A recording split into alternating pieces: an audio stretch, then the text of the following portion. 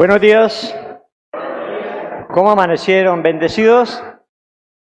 Amén. Todos estamos bendecidos porque el Señor nos permite venir a este lugar a exaltarlo, a glorificar su nombre. Es una bendición poder participar, poder reunirnos como familia, como hermanos. Vamos a dar culto, vamos a dar inicio a nuestra escuela bíblica dominical. Y quiero invitarlos a que abramos nuestra Biblia en el libro de Romanos, capítulo 8. Romanos, capítulo 8. Vamos a leer los versículos 33 y 35.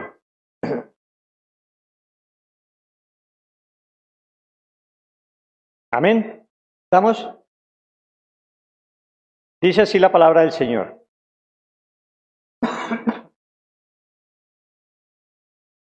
¿Quién acusará a los escogidos de Dios? Dios es el que justifica. ¿Quién es el que condenará? Cristo es el que murió, más aún, el que también resucitó, el que además está a la diestra de Dios, el que también intercede por nosotros. ¿Quién nos separará del amor de Cristo? ¿Tribulación, o angustia, o persecución, o hambre, o desnudez, o peligro, o espada? Amén. Vamos a orar. Amantísimo Dios y Padre, tú eres bueno, tú eres maravilloso. Nos concedes el privilegio, Señor, de ser tus hijos. Nos concedes el privilegio de poder congregarnos, Señor, como tu pueblo. Y sabemos, Señor, que tú estás en medio nuestro, que tú nos guías, que tú nos das la fortaleza, la sabiduría, el entendimiento.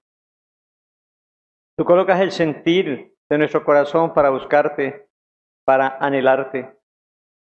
Señor, en esta mañana disponemos nuestro corazón, nuestra mente, para ti, que tú nos guíes, que tu Santo Espíritu tome control de nuestras emociones, de nuestros pensamientos. Que nos guíes, Señor, con tu palabra, que abras nuestro corazón, Señor, y que podamos comprender que la salvación es tuya, de principio a fin, y que estamos seguros en tus manos. Señor, que si hay alguien que tenga incertidumbre y que esté luchando constantemente por la inseguridad de su salvación, hoy salga convencido de que solamente en ti hay seguridad, solamente en ti hay esperanza y que nada ni nadie nos podrá sacar de tus manos. Muchas gracias, Señor, en el nombre de Jesús. Amén. El domingo anterior tuvimos la bendición de dar inicio al estudio de seguridad de la salvación de Conexión Ligonier.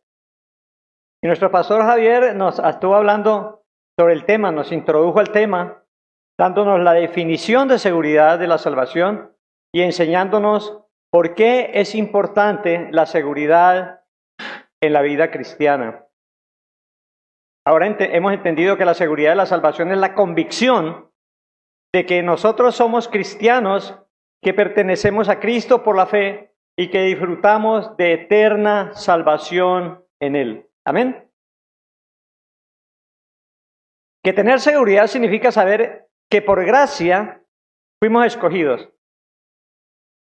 Fuimos amados y elegidos por el Padre, redimidos por el Hijo y santificados por el Espíritu Santo. También sabemos que tener seguridad nos lleva a regocijarnos en esa salvación y a creer que todos los beneficios del pacto de gracia son nuestros. Hoy, por el contrario, me ha correspondido hablar sobre la falta de seguridad. No vamos a hablar de la seguridad, sino de la falta de seguridad en el creyente.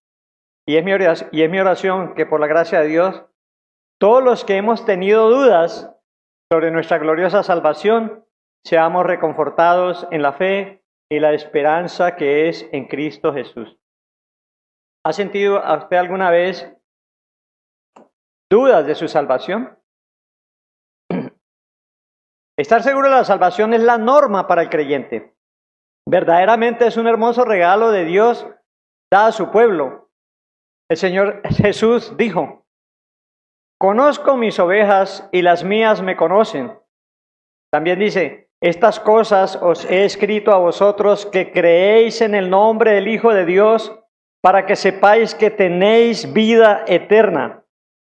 De modo que es el deseo de Dios que su pueblo viva en completa confianza de su salvación eterna.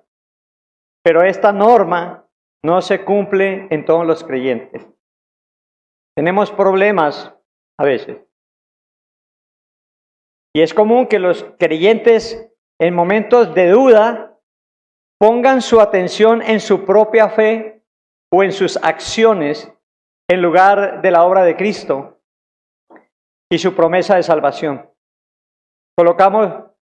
Desviamos la mirada del Cristo glorioso y la colocamos en nuestras obras, en nuestra propia fe.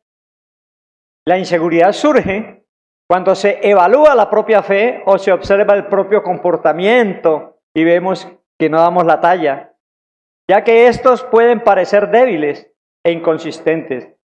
Hoy estamos gozosos alabando al Señor, mañana estamos deprimidos, nos sentimos que estamos en la presencia del Señor y al otro día estamos lejos del Señor porque nos consideramos indignos de ser sus hijos por nuestras actitudes pecaminosas. Si has tenido dudas así, ¿han tenido dudas así? ¿Se han sentido mal delante del Señor? ¿Se han preguntado alguna vez: ¿será que yo soy salvo? Si has tenido dudas así, entonces no estás solo. Todos hemos dudado. Mire, Pedro, durante la tormenta, ¿se acuerdan? Dudó del Señor y Cristo tuvo que reprenderlo. Lo llamó hombre de poca fe. Le dijo: hombre de poca fe, ¿por qué dudaste? También los apóstoles, después de estar con Cristo y de decirles y hablarles y advertirles que Él tendría que morir y que resucitaría al tercer día, ellos no creyeron. Cuando Cristo les apareció en el aposento alto, les dijo: ¿por qué estáis turbados y vienen a vuestro corazón estos pensamientos? Había incredulidad en ellos. Tanta incredulidad que cada uno volvió a su oficio, pensando que Jesús no lo volverían a ver. ¿Sabían ustedes también que Charles Spurgeon, alguien ha oído hablar de Charles Spurgeon? ¿Sí? Que llamado el príncipe de los predicadores, un gran teólogo, escritor y pastor inglés, quien en su enseñanza, él enseñaba y suplicaba que los pecadores confiaran en la obra perfecta de Cristo como definitiva y segura. Él, que predicaba todo eso y que motivaba a la gente a creer y a estar seguros en Cristo, dudaba de su salvación. Y que a menudo luchaba con la incapacidad de percibir y sentir la certeza del amor de Dios por él. Este gran siervo de Dios dejó como prueba de su inseguridad el siguiente testimonio. Póngale cuidado a lo que él escribió. Dice Charles Spurgeon: debo confesar aquí con dolor que tengo temporadas de desaliento y depresión de espíritu, que confío que ninguno de ustedes esté llamado a sufrir, y en estos momentos he dudado de mi interés en Cristo, de mi llamado, de mi elección, de mi perseverancia, de la sangre de mi Salvador y del amor de mi Padre. Un hombre llamado por Dios, el príncipe de los predicadores que exhortaba a confiar en Jesús, tenía sus luchas con la duda, con la inseguridad de su salvación. Si estas dudas se presentan dentro del pueblo de Dios, sería bueno preguntarnos: ¿cuáles son las razones por las que el verdadero creyente tenga que pasar por un terrible momento de duda y desesperación? ¿Y cómo hallar la solución a tan grande desesperanza? Cuando estamos entristecidos, cuando estamos anonadados por nuestra situación espiritual, por nuestra desconfianza, la inseguridad de nuestra salvación. Vamos a mirar algunas de estas razones. Vamos a analizarlas y vamos a mirar cómo contrarrestar estas dudas que nos asaltan. Una de esas razones es el pecado, es nuestra historia de pecado y nuestra experiencia actual con el pecado. En Romanos 7, 15, 25, yo les invito a que vamos allí. Romanos 7, y mientras voy leyendo, ustedes lo van ubicando, Romanos 7, capítulo 15, 25. Los errores y pecados del pasado o los pecados presentes pueden generar sentimientos de culpa y vergüenza, llevándonos a dudar sobre si somos aceptados por Dios. Y entonces surge la pregunta, ¿cómo puede aceptarme Dios si conociendo yo del Evangelio sigo aún cometiendo voluntariamente actos pecaminosos? ¿No se ha preguntado usted eso? Porque pecamos, ¿verdad? Y pecamos voluntariamente, ¿sí o no? Nadie nos obliga a pecar, somos seducidos, somos atraídos y nos vamos detrás del pecado. Y cuando pecamos, nos duele el corazón porque somos hijos de Dios. Y nos preguntamos, ¿cómo puede aceptarme Dios si conociendo yo del Evangelio sigo aún cometiendo voluntariamente actos pecaminosos? Y lo más increíble es que me deleito en esos pecados. ¿Será que he nacido de nuevo? ¿Será que yo pertenezco al pueblo de Dios? ¿Será que verdaderamente soy un cristiano? Hermanos, todos tendremos que batallar contra el pecado en esta vida mientras estemos en este cuerpo terrenal, en este cuerpo de pecado. La seguridad proviene de saber únicamente que Dios es digno de toda nuestra confianza, de toda nuestra fe. No proviene de nuestros propios esfuerzos ni de nuestra capacidad para vencer el pecado. No podemos vencer el pecado, a no ser por el poder de Dios. Vemos incluso que el apóstol Pablo luchó contra el pecado. Estamos en Romanos 7:15, ¿verdad? ¿Qué dice Romanos 7:15? Porque lo que hago no lo entiendo, pues no hago lo que quiero, sino lo que aborrezco, eso hago. Él se da cuenta que había una lucha. Si usted analiza todo el capítulo, se va a dar cuenta que él cuenta su experiencia, su lucha que tiene con su propia carne que lo atrae al pecado. Pero Pablo dice,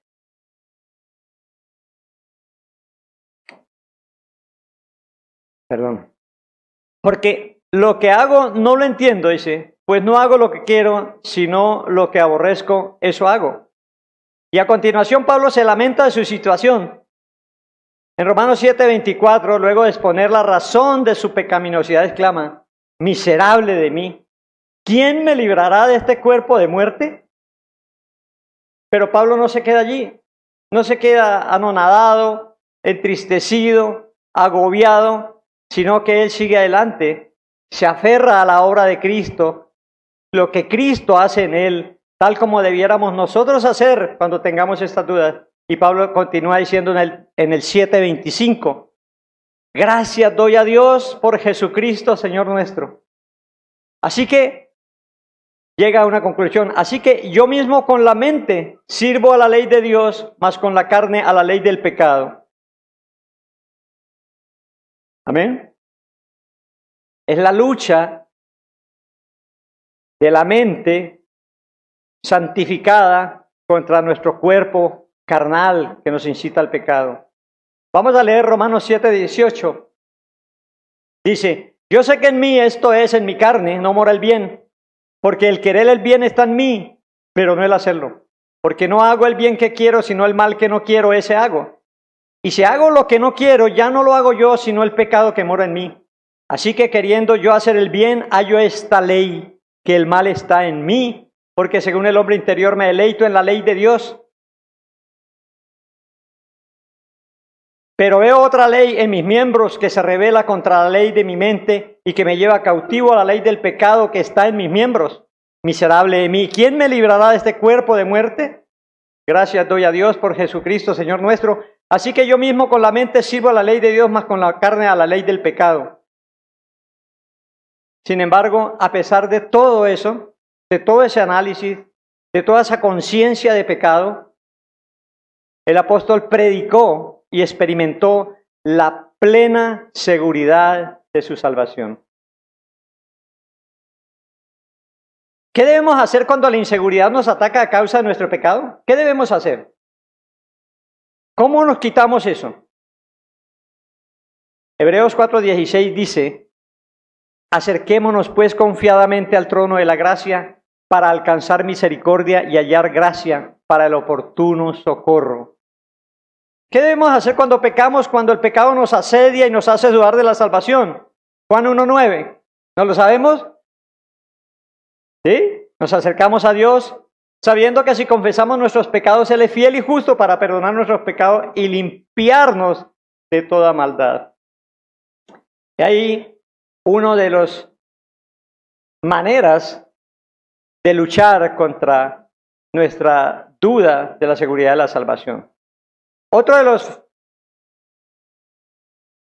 los factores que nos desvían, que nos hacen dudar de nuestra salvación, son los falsos conceptos del carácter de Dios y del Evangelio. Falsos conceptos del carácter de Dios, de no conocer a Dios y tampoco conocer el Evangelio realmente, como lo dice la Biblia. Dice: muchas de las razones de la seguridad de la fe de algún modo se relacionan con la falta de entendimiento del carácter de Dios. No entendemos el carácter de Dios.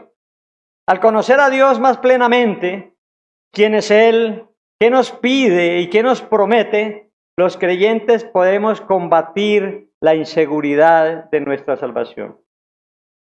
Desconocer los atributos de Dios. ¿Cuáles son los atributos de Dios? Su omnipotencia, omnisciencia, omnipresencia, su amor, misericordia, bondad, justicia, voluntad y verdad puede causar mella en nuestra seguridad en Él. La Biblia nos presenta a Dios como ¿quién? Como un Padre bueno que desea lo mejor para sus hijos. También la Biblia nos presenta a Dios como el buen pastor que tiene cuidado de su rebaño. Debemos recordar que somos ovejas de su prado y que en sus manos podemos estar confiadamente, descansar en Él. Él dijo: venid a mí los que estén cansados y cargados, yo los haré descansar. Es el Padre lleno de amor y misericordia que corre al encuentro de su hijo descarriado y desagradecido, que busca su perdón y restauración. ¿Se acuerdan de esa parábola? ¿Sí?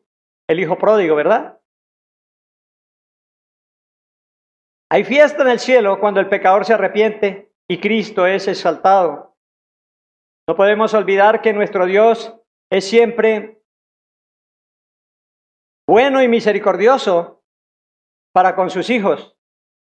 Es lento para la ira, grande en misericordia y que se deleita en perdonar. Miqueas 7:18 nos dice: ¿qué Dios como tú que perdona la maldad y olvida el pecado del remanente de su heredad? No retuvo para siempre su enojo, porque se deleita en misericordia. Él volverá a tener misericordia de nosotros, sepultará nuestras iniquidades y echará en lo profundo del mar todos nuestros pecados.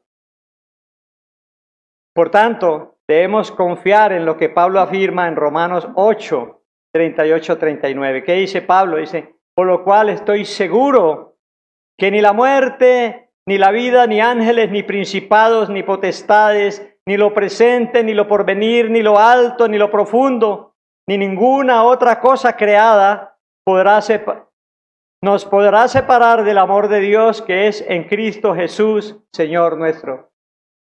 ¿Hay seguridad en Pablo? Hay seguridad en Pablo. Y nos invita a tener nosotros también esa seguridad.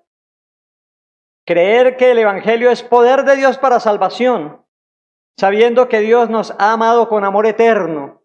¿Sí? El concepto del Evangelio.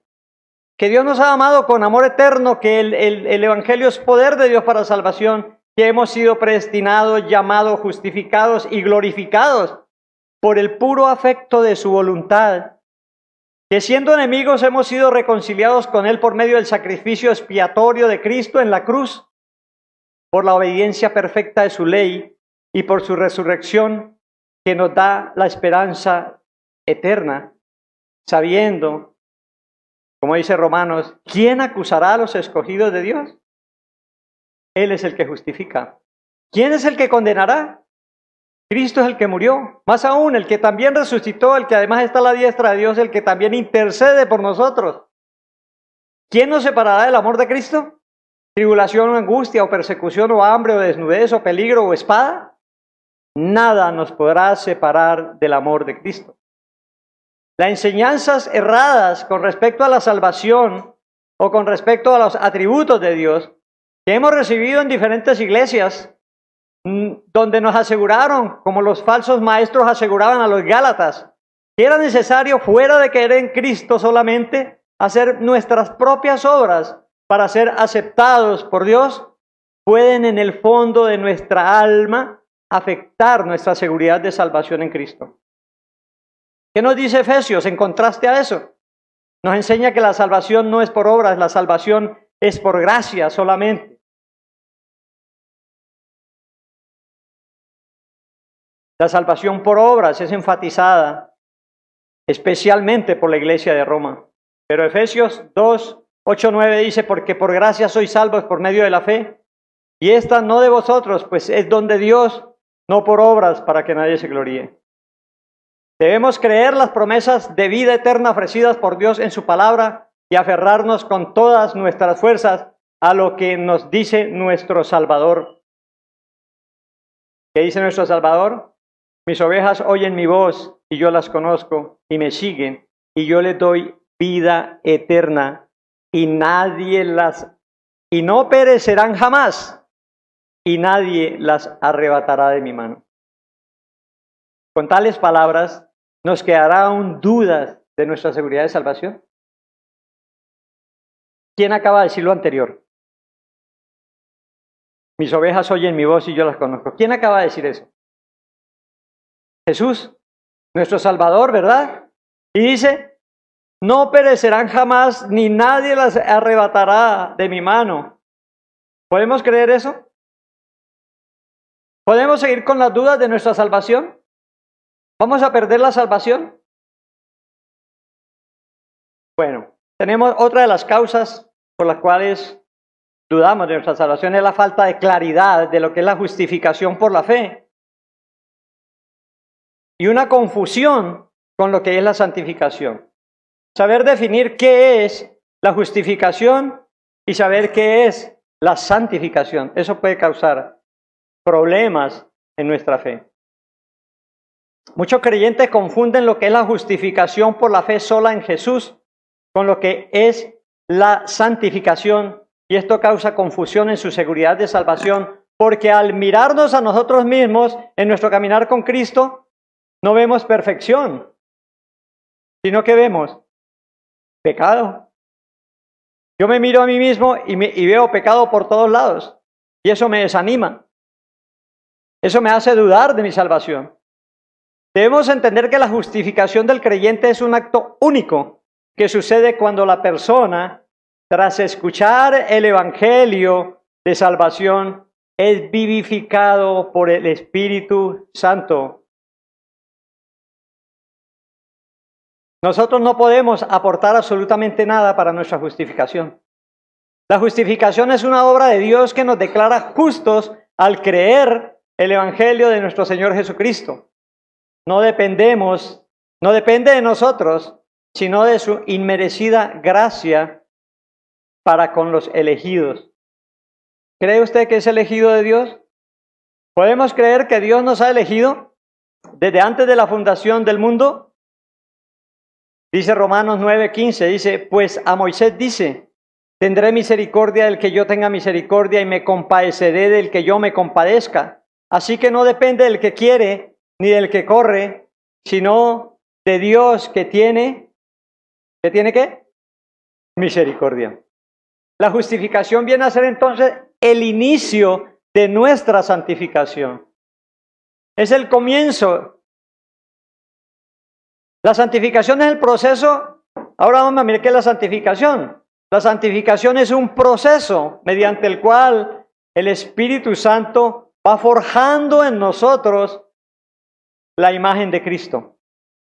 Cada día nos va moldeando y forma el carácter de Cristo en nosotros. Es algo progresivo algo que se da todos los días en el diario vivir, en las pruebas.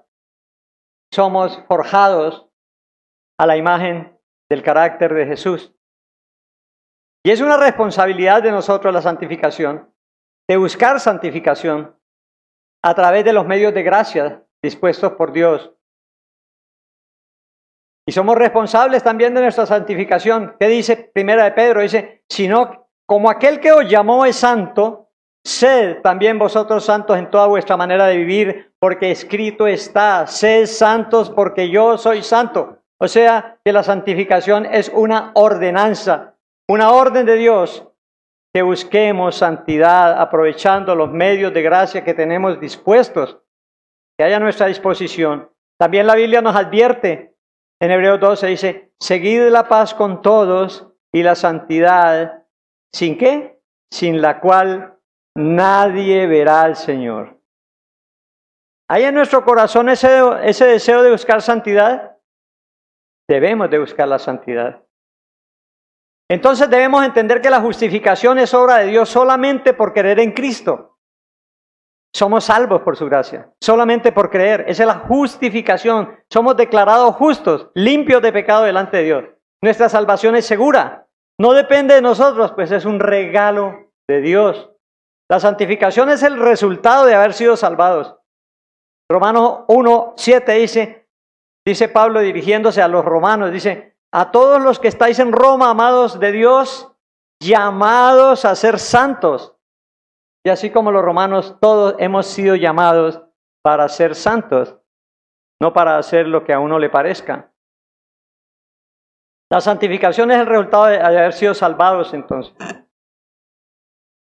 Otro de los factores que nos desvían es la desobediencia y el descarrío. ¿Cuánto nos hemos desviado aquí del camino? ¿Cuánto nos hemos descarriado, descarrilado? Yo diría como Pablo, yo el primero. Nos descarriamos cada rato. ¿Qué problema?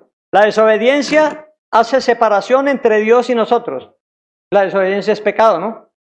Y el pecar intencionalmente hace que nos descarriemos, trayendo consecuencias nada agradables para nosotros.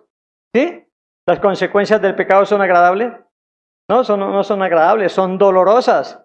La conciencia nos va a acusar a gritos, quitando la paz de nuestros corazones al contristar y muchas veces apagar al Espíritu Santo en nosotros. Nos alejamos huyendo de Dios como huyó Adán en el Edén, queriendo buscar su propia justificación a través de sus obras. Esta desobediencia trae la disciplina de Dios sobre los hijos, disciplina dolorosa para nuestras almas, tal como le ocurrió a David al pecar con Betsabé. Ustedes ya conocen la historia, ¿verdad?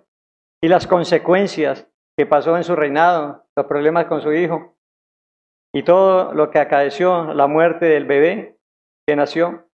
Entonces trae consecuencias dolorosas. Todas estas consecuencias nos llevan a dudar de nuestra seguridad de salvación. ¿Qué debemos hacer para combatirla? Orar, ¿verdad? ¿Cómo? Como lo hizo David. David pecó, el ejemplo de David que tengo aquí. ¿Y qué dice él? Dice, ten piedad de mí, oh Dios, conforme a tu misericordia, conforme a la multitud de tus piedades, borra mis rebeliones. Lávame más y más de mi maldad y límpiame de mi pecado, porque yo reconozco mis rebeliones y mi pecado está siempre delante de mí. Contra ti solo he pecado y he hecho lo malo delante de tus ojos, para que seas reconocido justo en tu palabra y tenido por puro en tu juicio. De seguro el Señor nos perdonará y nos dejarás de sentir el gozo de la salvación y la seguridad de la salvación. Otra causa es la ignorancia de la gracia de Dios como evidencia de nuestro cristianismo. Dios ha derramado bendiciones sobre nosotros, nos ha concedido gracias que son evidencias de que somos salvos, de que pertenecemos al pueblo de Dios. Dios, al salvarnos soberanamente, ha operado en nosotros, sus hijos, evidencias irrefutables que demuestran nuestra seguridad en Cristo y que somos parte de su pueblo. Vamos a mirar algunas de ellas. ¿Qué nos ha dado Dios como evidencia? Nos ha dado iluminación. Salmo 34:5 dice, los que miraron a Él fueron alumbrados y sus rostros no fueron avergonzados. ¿Quiénes miran a Él? los llamados, los escogidos. Los impíos no quieren buscar a Dios. No hay quien busque a Dios, no hay ni siquiera uno.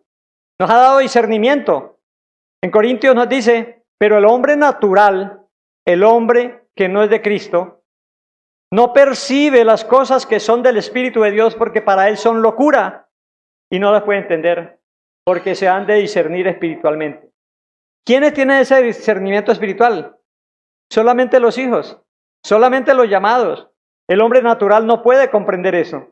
Tenemos limpieza espiritual, hemos sido limpiados. Jesús dijo, ya vosotros estáis limpios por la palabra que os he dado. ¿A quién les dijo? A sus discípulos, a sus hijos. Dios no, la sangre de Cristo no se esparramó para limpiar a todo el mundo, sino a los elegidos, a los escogidos.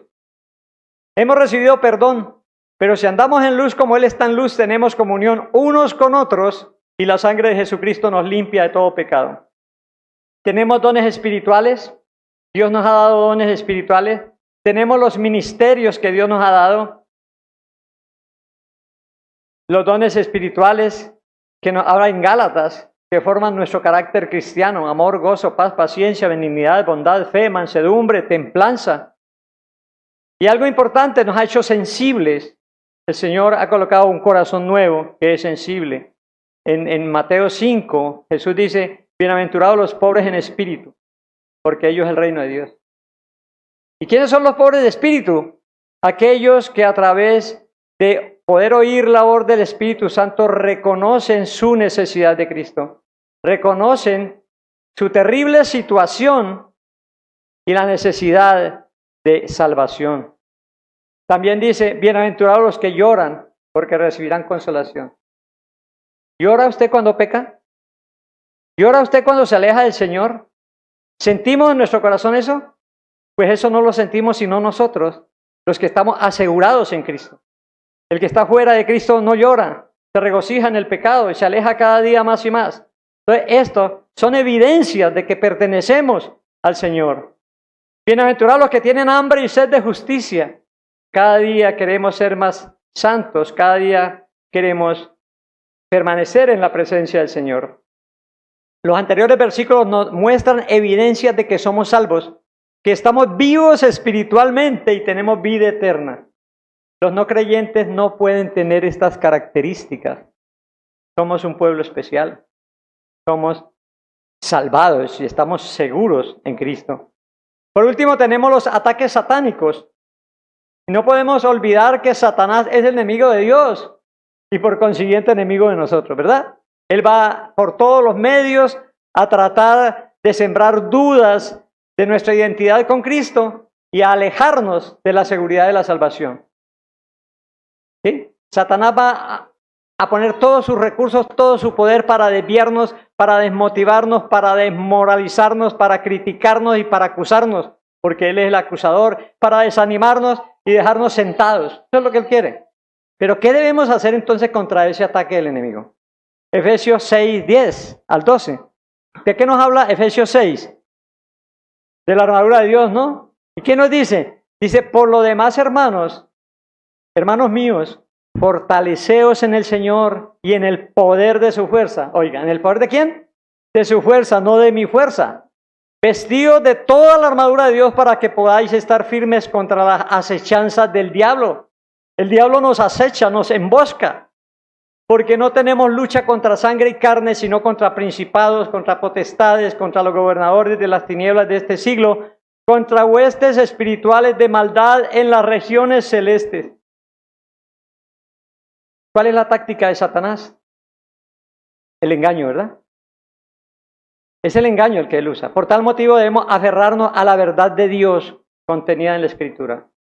Aferrarnos sin dudar a sus promesas, para no ser seducidos por el engañador y padre de mentira y ceder ante sus acechanzas, como le ocurrió a Eva en el Edén. Amén. ¿Qué concluimos? En conclusión, ¿cómo podemos contrarrestar estos sentimientos de inseguridad que algunos momentos nos embargan? Podríamos empezar por pedirle perdón a Dios por nuestros pecados. ¿Sí? ¿Tiene duda de su salvación? Arrepiéntase de sus pecados, de su incredulidad. Ayuda a mi incredulidad. Acrecienta nuestra fe. Debe ser nuestra oración. Es pecado no creer en lo que Cristo hace. Y es pecado no creer en las promesas y lo que asevera la Biblia sobre la seguridad de la salvación. No fijar nuestra salvación mirando nuestra fe o nuestras emociones o nuestros talentos, nuestras capacidades o buenas obras. No debemos mirarnos a nosotros mismos, ya que estas son pasajeras y nos conducen a la incertidumbre de si hemos hecho lo máximo para ser aceptados por el amado. Recordemos que nuestras mejores obras delante de Dios son como ¿qué? Como trapos de inmundicia que no aportan nada para nuestra salvación. También debemos recordar que la salvación es del Señor de principio a fin, solamente por creer en la vida, muerte, sepultura y resurrección del Señor Jesucristo por su pueblo, por nosotros. Hermanos, nunca debemos olvidar que nos dice Romanos 8, 33, 35. Ojalá nos aprendiéramos ese versículo. ¿Quién acusará a los escogidos de Dios? Dios es el que justifica. ¿Quién es el que condenará? Cristo es el que murió, más aún el que también resucitó, el que además está a la diestra de Dios, el que también intercede por nosotros. ¿Quién nos separará del amor de Cristo? ¿Tribulación o angustia o persecución o hambre o desnudez o peligro o espada? Nada nos podrá separar del amor de Dios. Tenemos la salvación asegurada, hermanos. Podemos estar tranquilos porque estamos en las manos de un Dios todopoderoso que nos ha amado con amor eterno y nadie nos podrá separar de su mano. Amén. Démosle la gloria a Dios. Bendito Dios, te damos gracias por esta hora, por la oportunidad que nos has dado de escuchar tu palabra. Señor, sedúcenos, convéncenos de que somos tus hijos y que estamos seguros en tus manos. Muchas gracias en el nombre de Jesús. Amén.